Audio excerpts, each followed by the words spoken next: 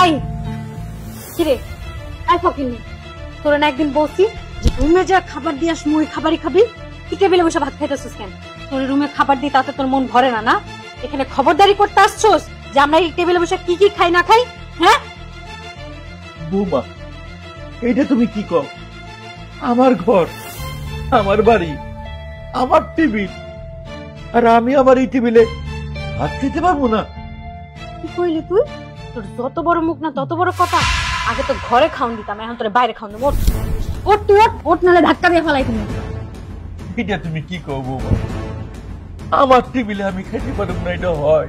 তোর না কইছি তুই টেবিলে কেন, এখন এই বাড়িতেই আর খাইতে পারবি না।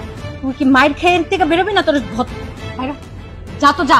বৌমা, আজকে যদি আমি তোমার নিজের বাপ হইতাম, আমার লোকে কি তুমি এরকম আচরণ করতে পারতা? আমার বাপ তোর মতো ফকিনি না, বুঝোস নাই?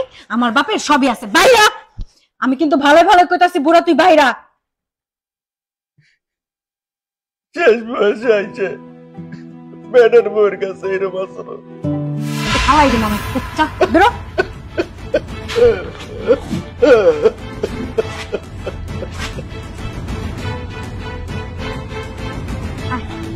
নাম যা। রিধি, তুই তো শ্বশুরকে এইভাবে ঘর থেকে বের করলি কেন? কি করব, ওনারে যে রাস্তা পর্যন্ত বাই করে দিছে এটা ওনার ভাগ্য। ওনারে যে ঝাড়ু দেয়া পিটায় ঘর ছাড়া করি নাই তাই ভালো। মানে কি? আমি তো কিছুই বুঝতে পারলাম না, আমাকে খুলে বলতো। তুমি জানো কি করে? হ্যাঁ, ওরা আমি 100 দিন বলছি তোর ঘরে আমি খাবার দিয়ে আসবো, তুই ঘরে বসে খাবি। ও আমার একটা কথাও শুনে না। ও আবারও টেবিলে আইসা প্লেটে ভাত নিয়ে ওইখানে বসে বসে খাইতেছিল।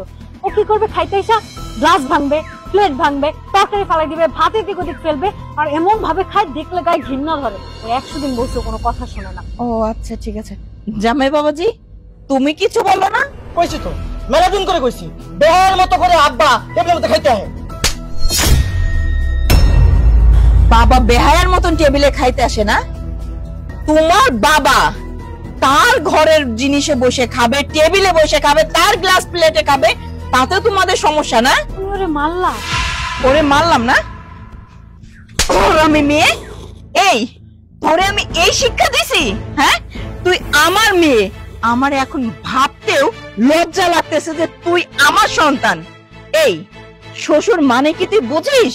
হ্যাঁ, যে বাবা কিনা সন্তান ছোট থেকে তারে এত ভালোবেসে বড় করে লেখাপড়া শিখায়, নিজের কথা চিন্তা করে না, নিজের সুখ শান্তির কথা চিন্তা করে না। আর আজকে সেই ছেলেরা বড় হয়ে বিয়ে করে সেই বাবা মাকে খবর রাখে না। বাবা কি খাইলো কি না খাইলো বাবার কোনো খোঁজ খবর রাখে না। বউয়ের কথা শুনে বাবার গায়ে হাত ওঠাতেও দ্বিধাবোধ করে না। সেই সন্তানের গালে আমি থাপ্পড় মারছি, আমি আমার জামাইয়ের গালে থাপ্পড় মারি নাই। আর আমার তো এখন লজ্জা লাগছে যে তুই আমার মেয়ে হয়ে এই ধরনের একটা কাজ করছিস।